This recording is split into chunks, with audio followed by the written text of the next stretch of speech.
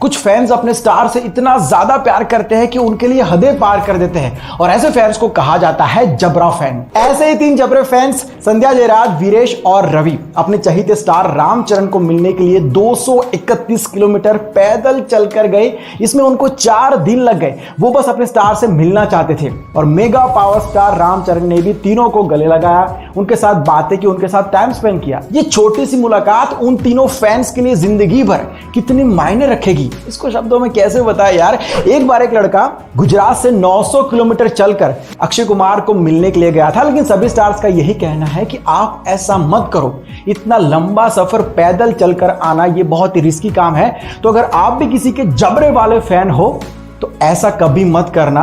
आपका स्टार भी कभी नहीं चाहेगा कि उनका फैन अपनी जिंदगी को खतरे में डालकर उनके लिए कुछ भी करे। A few moments later.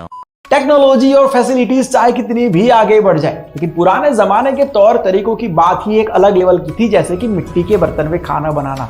आज भी गांव के अंदर बहुत सारे लोग मिट्टी के बर्तन में खाना बनाते हैं और आप भी इसके फायदे जानोगे तो हमेशा के लिए मिट्टी के बर्तन को अपना लोगे। मिट्टी के बर्तन में खाना बनाने से उस खाने के अंदर आयरन, कैल्शियम और मैग्नीशियम की मात्रा बढ़ जाती है, जो हमारे शरीर के लिए बहुत ज्यादा जरूरी है। आजकल लोग उसकी कमी होने की वजह से बाहर से टैबलेट्स खाते हैं। दूसरा ये कि मिट्टी के बर्तन में छोटे छोटे होल्स होते हैं और उसकी वजह से खाना धीरे धीरे पकता है और उसकी वजह से उसके अंदर नेचुरल ऑयल और नेचुरल मॉइस्चर आ जाता है। तो आपको बाहर से तेल कम डालना पड़ता है और तेल जितना कम खाओगे उतना आपकी बॉडी के लिए अच्छा है। ज्यादा तेल तो हार्ट अटैक से लेकर मोटापे तक 1000 प्रॉब्लम्स खड़ी करता है। और सबसे बड़ी बात, मिट्टी के बर्तन में बनाए हुए खाने का जो टेस्ट होता है उसकी बात ही कुछ अलग होती है। दुनिया का कोई भी आधुनिक बर्तन उस टेस्ट को बीट नहीं कर सकता, ये भी एक फैक्ट है। 1 hour later. 1968 में डॉक्टर स्पेंसर सिल्वर वो एक प्रोजेक्ट के ऊपर काम कर रहे थे। उनको ऐसा एडहेसिव बनाना था जो स्ट्रांगली चिपक के रहे।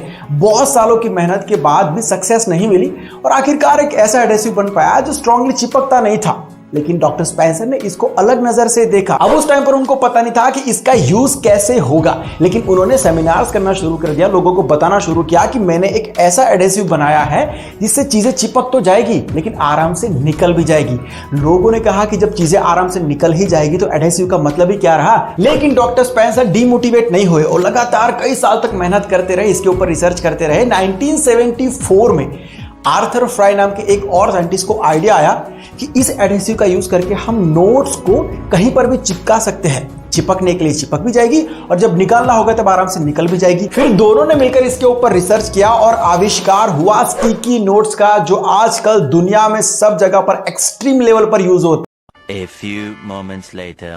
कोरोना को हराने के लिए और उससे बचने के लिए आज दुनिया भर में चारों तरफ रिसर्च चल रहे हैं। हाल ही में MIT और हार्वर्ड यूनिवर्सिटी के रिसर्चर्स ने एक ऐसा मास्क बनाया है जो बता देगा कि उसको पहनने वाला इंसान कोविड पॉजिटिव है या फिर नेगेटिव। इस मास्क के अंदर डिस्पोजेबल सेंसर्स होंगे। खास बात यह है कि टेस्टिंग का जो प्रोसेस है वो बहुत ही ज्यादा सिंपल है, कोई भी कर सकता है। जिसको भी टेस्ट करना है उसको ये मास्क 15 से 30 मिनट तक पहनकर रखना है। उसके बाद सेंसर का बटन प्रेस करना है। बटन प्रेस करते ही एक लिक्विड रिलीज होगा।